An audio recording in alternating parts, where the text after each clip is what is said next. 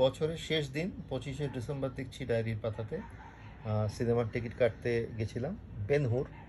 আমি জানি না তোমরা নিশ্চয়ই বেনহুর দেখেছো। বেনহুর একটা ইন্টারেস্টিং শট আমার মনে আছে আজও, যেখানে কিন্তু জিসাস ক্রাইস্টের পুরো মুখ দেখানো হয়নি, সাইড থেকে চুলের দিক থেকে পেছন থেকে দেখানো হয়েছিল, খুব ইন্টারেস্টিং।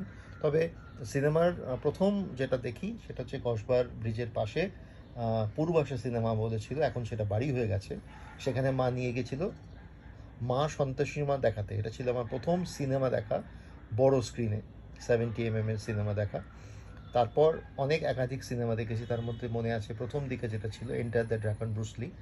এই ব্রুসলির ক্যারাটে শিখতে গিয়ে দিদির তলার পাতির দাঁত কেটে, ক্যারাটে আর জুডোতে বড্ড বেশি প্রভাবিত হয়ে গেছিলাম বলে এই খেলতে খেলতে এই ভুলটা করে ফেলেছিলাম। যাই হোক, তোমাদের এই কেমন লাগছে ব্লগগুলো জানিও, কমেন্ট সেকশনে লিখো, আমার তার আরও ভালো লাগবে।